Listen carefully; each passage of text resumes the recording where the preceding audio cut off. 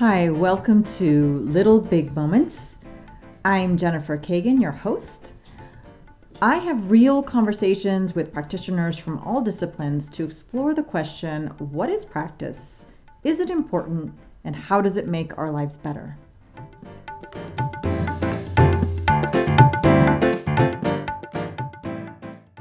Oh, hello. Hello. I am here with my friend Priyankta Iyengar, who I call Pri, and she's coming to us from Bangalore, India. So welcome to Little Big Moments, and thank you so much for being here with us. Thank you so much for having me. I'm really excited to be here. So we met for those watching or those listeners, we met in Bangalore, actually. I was attending an intensive, and so we met doing and learning yoga together. And I wanted to first start off by asking what I ask everybody. What is practice to you? What does it mean to you? So practice, I think it extends to a bunch of different things in my life, but two things I think that I can relate practice to. One is my yoga practice, of course, and the other is a creative practice. So I do a lot of sketching and art, and that's the other piece that I've kind of picked up. I think the one thing that I have realized over time is that when it comes to yoga practice, I've been really consistent, and I have been, on and off, but yeah, I've been more consistent. But as far as my creative practices are concerned, I've been really on and off. And I just kind of, thanks to the lockdown, I picked it up recently all over again. And I realized how difficult it is to get back to something if you've like not been doing it for a while. I mean, it's not just a skill, right? Like you have to be at it. So yeah, I think, but yeah, I think practice has essentially meant a consistent way of doing something that you want to get better at and improve upon. So when does it become a practice, and what does it give to you? Aside from just wanting to improve it, how does it benefit your life, or what do you get from it?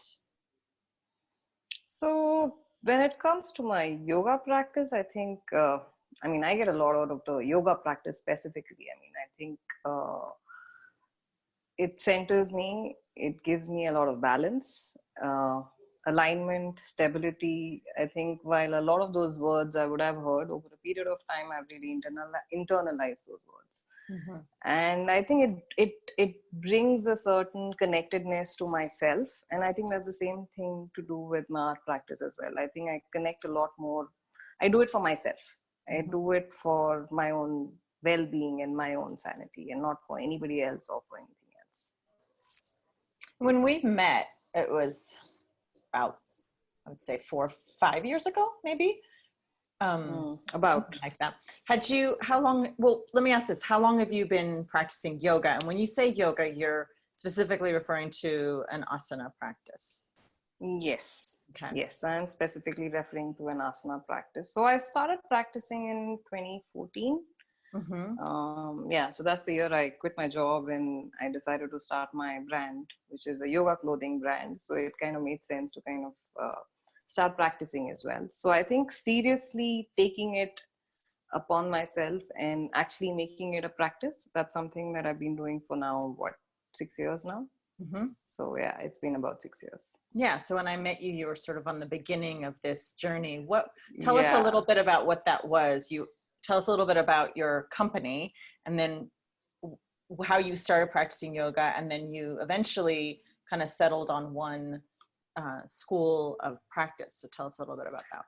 Okay, so I'm basically a apparel designer, and that's my educational background, and that's basically what I've been trained to do.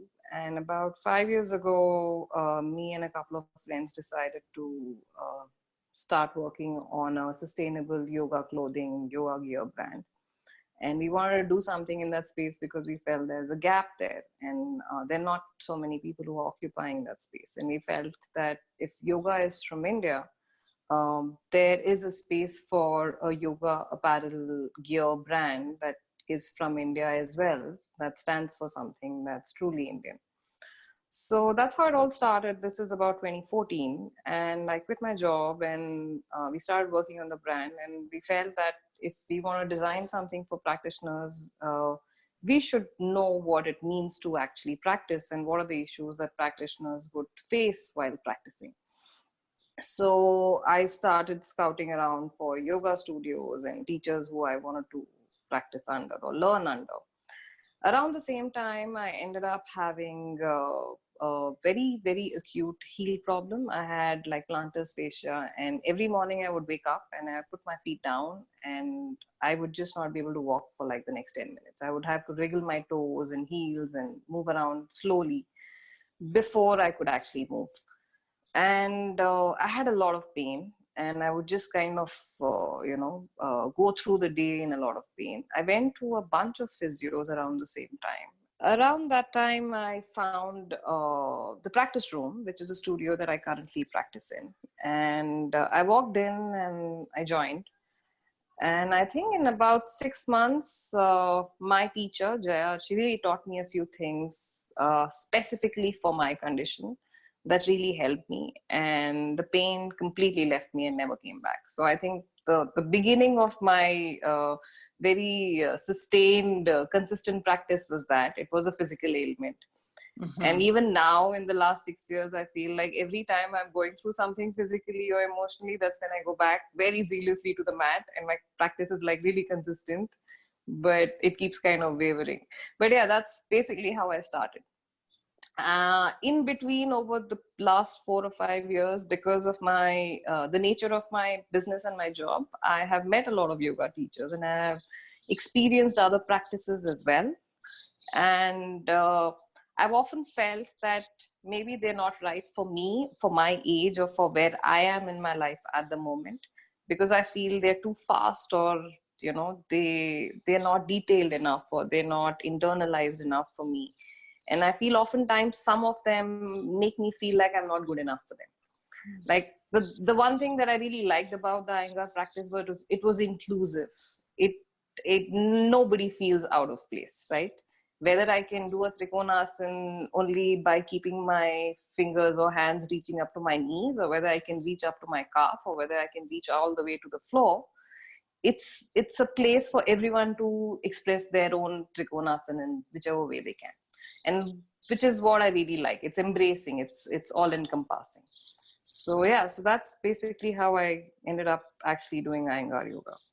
And for those who might be a little confused because your last name is Iyengar, talk a little bit about what that means. Yeah, I've been asked that question a lot since I started doing yoga and since I started my business. I remember I was in San Francisco in the studio once, and there was this Greek teacher, I forget her name now. And she saw my name and she's like, "Oh, interesting. Are you related?" I said, "Oh, I don't want to comment." No, we're not really related in that sense. It just happens to be a common South Indian Brahminical name. And yeah, it's a clan thing, but yeah, we're not really related. What about your family history?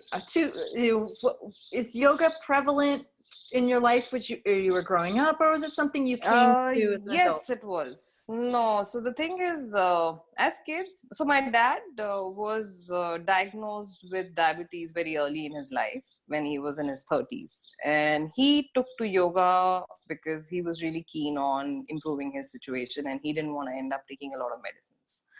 So, which really helped him a lot. So he would practice Hatha yoga, and he would get me and my sister to, so when we were about maybe say 12 or 10 years old, he taught us, and then he would use us as guinea pigs every time somebody would visit to show them how great yoga is and how wonderful the practice is. And, he'd make us stand on our head and do all kinds of things. So back in the day, that used to be our experience. And then he would keep checking on us on, whether we're doing it or not. And, I'd be like making sure that we're doing all the sequences and all the asanas and stuff. As with many things that your parents try to impose upon you, by the time we became teenagers, both me and my sister were like, okay, this is not for me. I don't want to be doing yoga anymore. And we experimented with a whole bunch of other physical activities. I mean, I tried kickboxing and Zumba and, going to the gym and a whole bunch of things like that. But somehow I wasn't really consistent with any of those things. But by the time I actually came back to yoga, I felt like this was just the perfect practice for my body. It was just the right thing that I needed or my body needed. And it just happened, and it's kind of strange. My dad keeps telling me, I told you so now, but I was going to ask, how does your dad feel? He must be very excited about it. Yeah, he comes home and he sees all these books on my table and he's like, huh, so you're reading this now? So yeah, I think he feels happy that I've connected back to the practice, but yeah. In those 6 years since you, 6 years since you picked up and started practicing yoga, has there been anything that's been super challenging? Many things actually. So I have when I started practicing, I didn't have a very strong back. And in my excitement and my zealousness, I would want to try everything out. And I went for a bunch of yoga workshops as well with various teachers. And every time I would push myself, I would end up hurting my back. And that became like a pattern with me. Every time there's a workshop or, something like that. And oftentimes the focus is on like a lot of backward extensions, right? Because those are the challenging poses. And I would come back with like a broken back and then be nursing myself, for the next 2, 3, 4 weeks, sometimes even longer. And I think those have been like the most challenging times, not knowing how long this is going to take to get back. But I think those have also been the only times or the most important times, because those have led me to consistent practice. Because knowing that it's not because of it's not because of yoga, but actually because of an incorrect action on me not listening to my body, or not stopping when I should have, or going too far when I shouldn't have.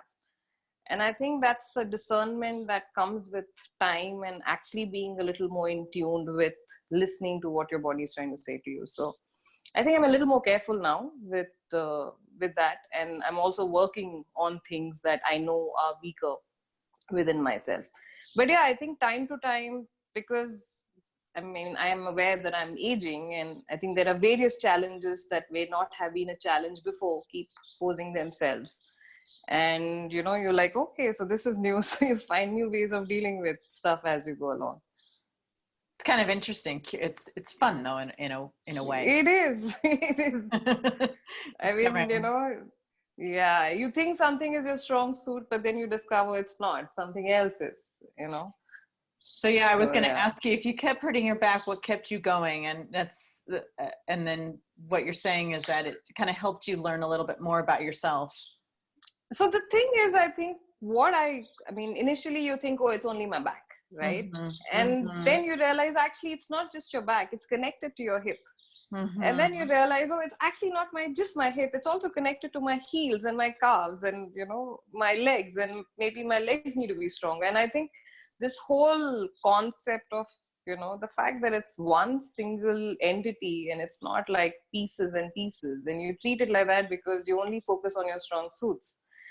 And the fact that you need to be able to work on all parts of your body, and not just like work on the things that you really enjoy doing, because there may be some things that you enjoy doing but it's not really kind of worth it. So I think that's the thing that kept me going, the fact that I came to know a lot more about my own self and my own body as I went through all of these challenges.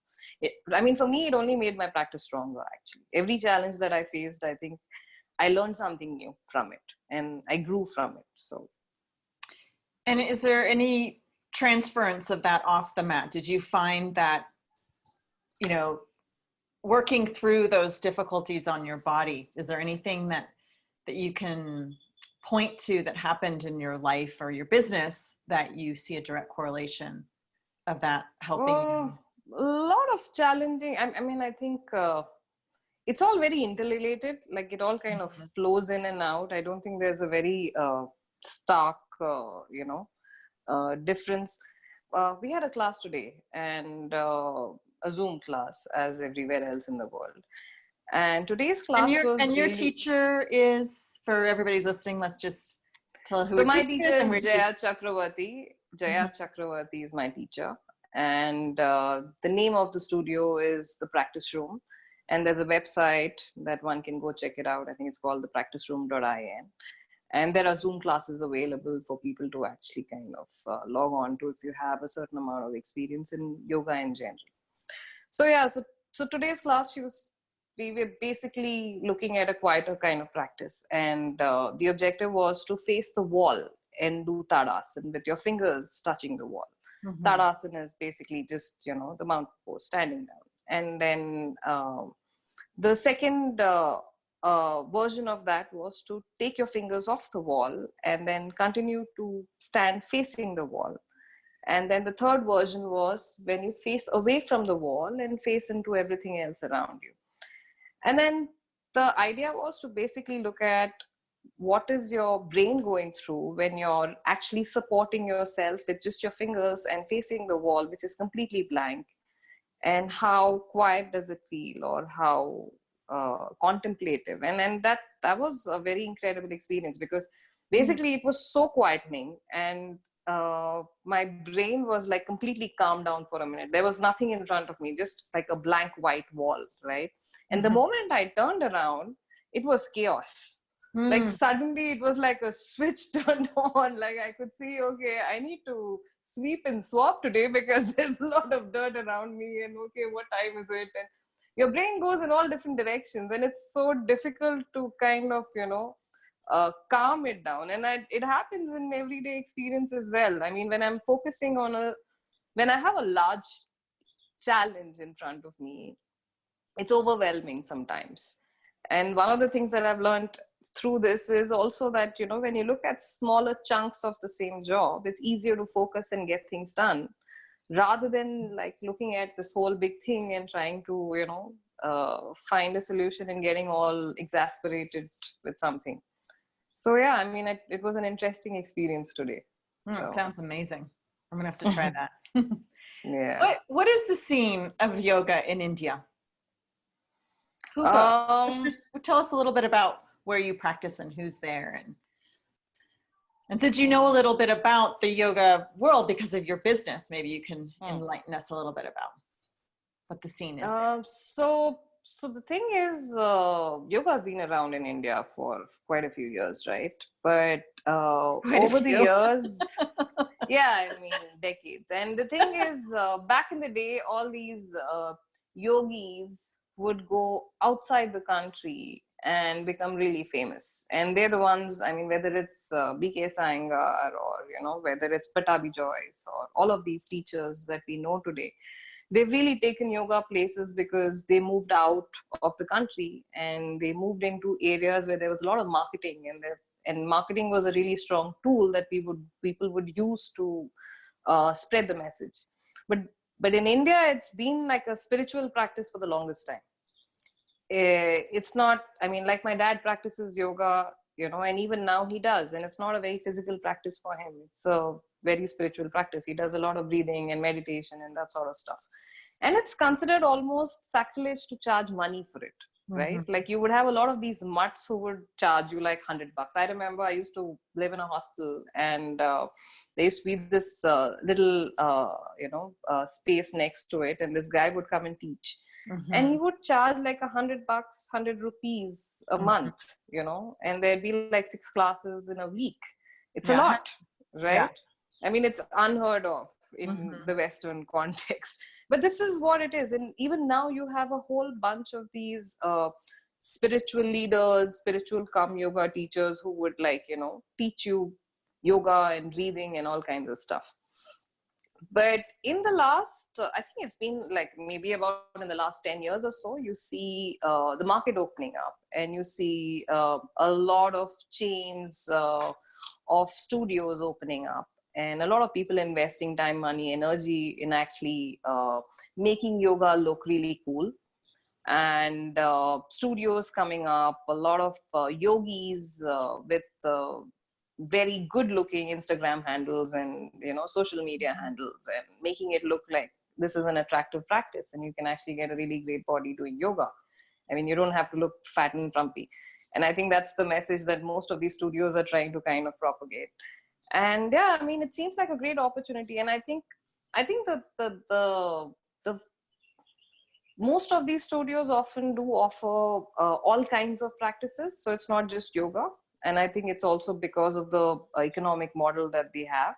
But they would have like Zumba, they would have yoga, they'll have cross training and a whole bunch of other things. So it's become, I mean, now it's really picked up, and a lot of concepts that you see in the West, in the US especially, you see them kind of being adapted to the Indian scenario as well. So more of a focus on the physical practice than the spiritual practice. And you're, The spiritual, yeah. And you're saying Yeah. that has come from looking at what is happening in the US? Yes, yes. So the spiritual practice piece is still something that an older generation kind of looks up to and connect with. So there are lots of yogis, right? Like, I mean, during my work, we also do fairs. So there's this festival in Rishikesh, which we go every year for. It's the annual International Yoga Festival. And you see a lot of teachers and a lot of people coming in. But the spiritual part of the practice is still something that is more attractive to an older generation, not so much to the younger generation. I think they are still attracted to yoga, but the asana practice specifically. And a little bit of the breathing and the pranayama and stuff like that. Do you know why that is? Or do you think that will change? Or I mean, honestly, I think a lot of the younger people have a very shorter attention spans as compared to the older folks, and lesser baggage. And they don't have that many issues to sort out. Lesser baggage because the experience is limited, right? And there's a lot of hope, and there's a lot of positive, outlook, and something that they look forward to. I think as you get older, all of that stuff starts kind of changing a little bit, and you become more pessimistic, or you have a lot of baggage, and you have a lot of you have relationships that you've gone through and situations that you've gone through, and you start thinking about life differently. You start thinking about the meaning of life differently. So I think which is probably why you see a lot of slightly older people looking at the spiritual part of the practice as well. So also, I feel like your brain needs to quieten a bit, right? And when you're young, you've so much energy, and it's difficult to kind of calm that down. It's easier when you get older. So as a younger person, that sort of philosophy and spirituality is more just kind of helping you resolve or work through the trials and tribulations of life. And as a younger person, you're not thinking about those things. Everything is great. Everything's going to be great. Yeah. And the spiritual part's kind of a downer. Yeah, I think so.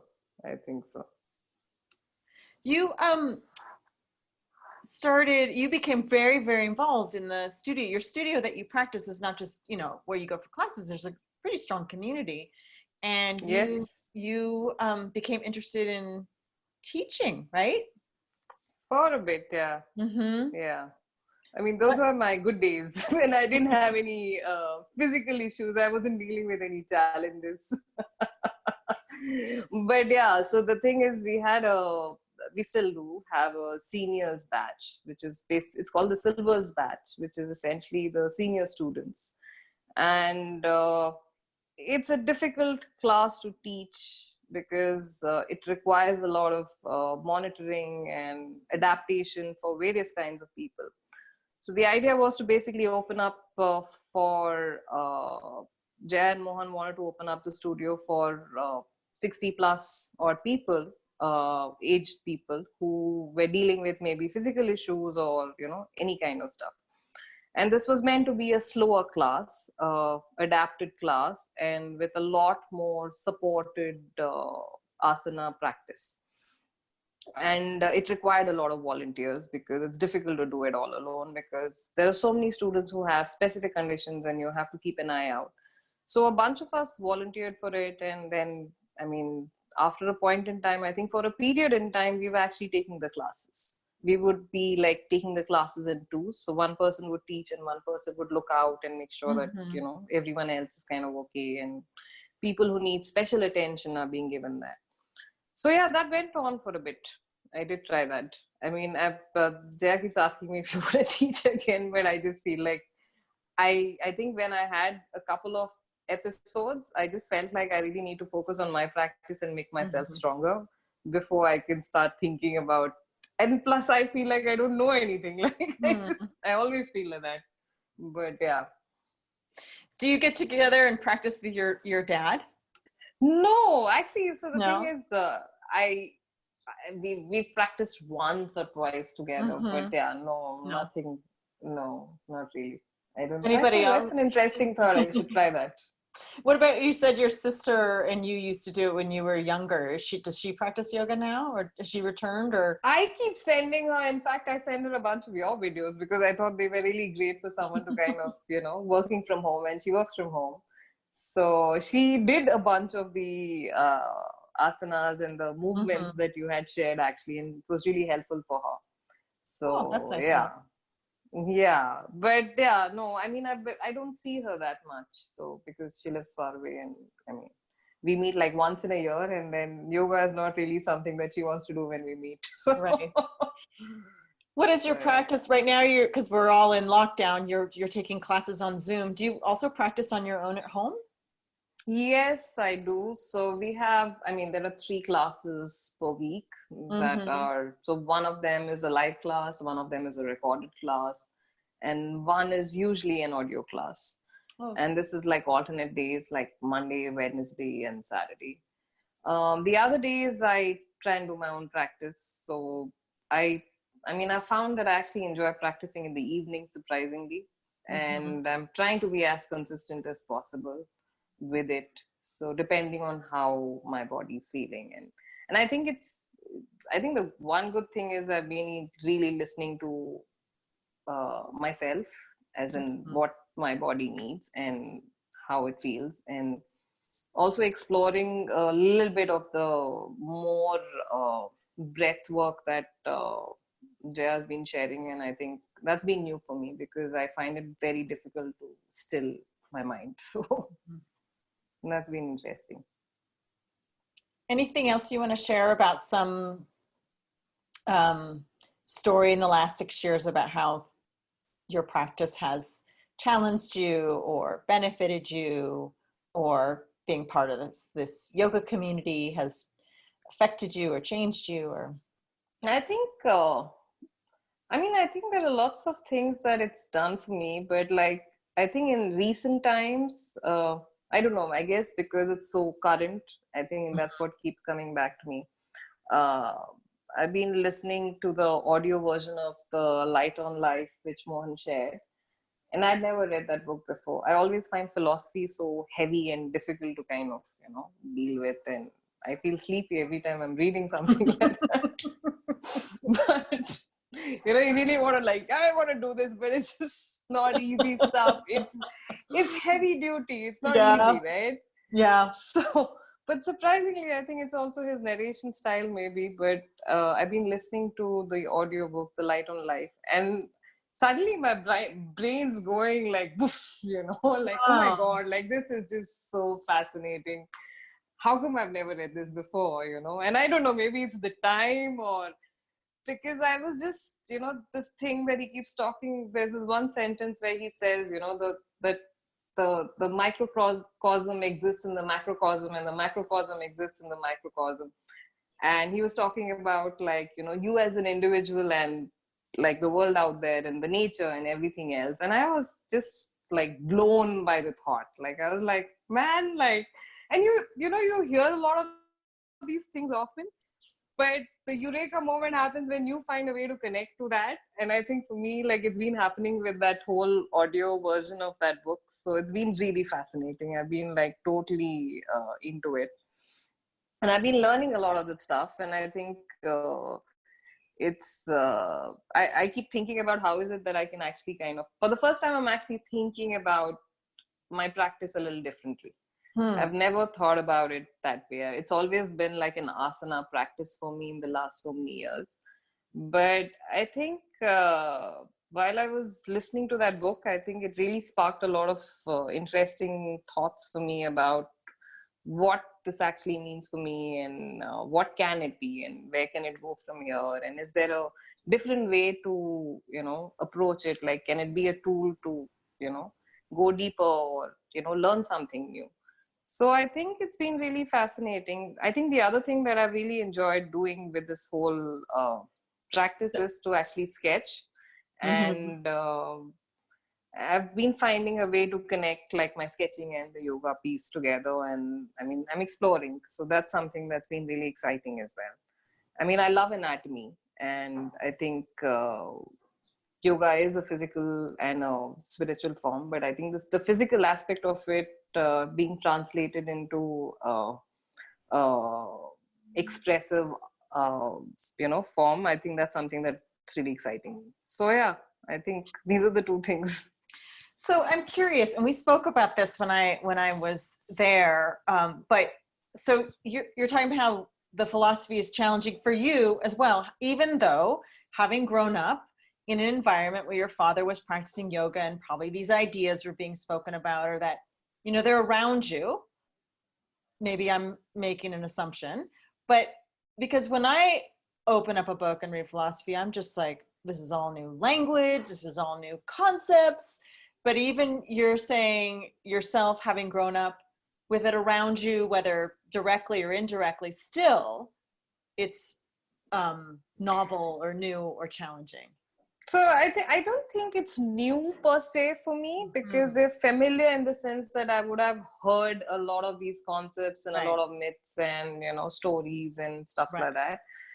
But I think they tend to feel a little dated and archaic when you relate them always to certain things, and you feel like, oh, this is not for me. But I feel like in the way that he explains it in Light on Life, I think it's just it's got a certain life to it, which feels very timeless.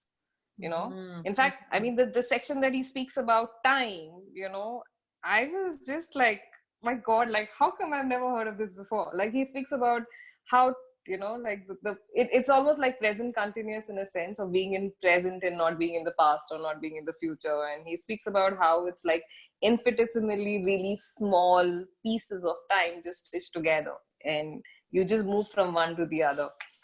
And I know it sounds really like, simple to maybe a lot of people, but for me, it was like, oh my God, like, this is just fascinating stuff. So you hear a lot about these concepts, I think, when you grow up in an Indian culture and in a family. But I think you never really try and get into it because you feel that's not something that's for me. It's not for, I'm like young person and I don't want to deal with this because this is for spirituality, like it's for old people kind of a thing. And all of these conversations are not for me. But I think there's a time and place, and I think the right kind of language brings it to life. It's very different. I mean, I think the way he explains it is really beautiful. So I think that's what makes it a lot easier to read it. Is there anything else you'd like to share with us about practice or yoga or your business? The name of my brand is Pro Yoga. Please do connect it to your show notes so people can go check it out. I will, for sure. So I think the one thing that I do want to talk about, and when you were asking me about, how does yoga translate into the things that we do in life, I think the reason why we chose to do yoga apparel and practice and everything else, and the kind of clothing that we decided to do, or the kind of brand that we wanted to be, kind of connects to everything that yoga is really about and what the path is about. Because we wanted to make sure that we were a fair brand, that we sourced fairly, that we were sustainable in the way that we were sourcing our product, whether it's about using organic cotton or whether it's about making sure that we are paying fair wages to our workers, or whether it's about making sure that you're being transparent in all your dealings. I think that's something that we've been very, very consciously aware of. And I think that's the kind of brand that, I mean, if the brand was a person, it would want to be either me or my partner. I mean, that was the whole idea of, being the brand. And the second thing was truly kind of to be Indian in a sensibility sense. and to make sure that you're able to find a way to bring that alive. So yeah, and I think for us, the translation of what yoga means in our lives was to actually make sure that it translates in the way that we do business and the way that this brand comes alive. Yeah, and I heard you say earlier about it being a business that is yoga apparel from India, and that seemed to be important to you because so much of when we see yoga out in the world, it's gone to the West. It has this, maybe even has been re-imported back, as you described earlier, certain aspects of it. And so what I'm hearing you saying is that it's really important to kind of have, like the roots of yoga are in India, and to have a yoga apparel company that's really grounded and rooted in India. Yeah. That's the dream. Well, I want to thank you so much for speaking with me, and I will put in the show notes the link to ProYog. I highly recommend their apparel. I think I have worn out everything. Actually, I was just been wearing them for the last pretty much every day for the past 6 years. So love them. And I want to thank you so much. And I hope that one day we'll get to see each other in person again. I know. Thank you so much for having me. And this was great fun to do the live chat and everything. Appreciate it. Yeah. I mean, I look forward to actually spending some time together at some point in the near future. Maybe. In the near future. In the near future, yeah. So that's it for this week's episode. I wish you a happy and healthy week. Stay tuned for more episodes in the series. And please don't forget to leave a review. I can be found at www.jenkagan.net. And for any information on our wonderful guests, please refer to the show notes.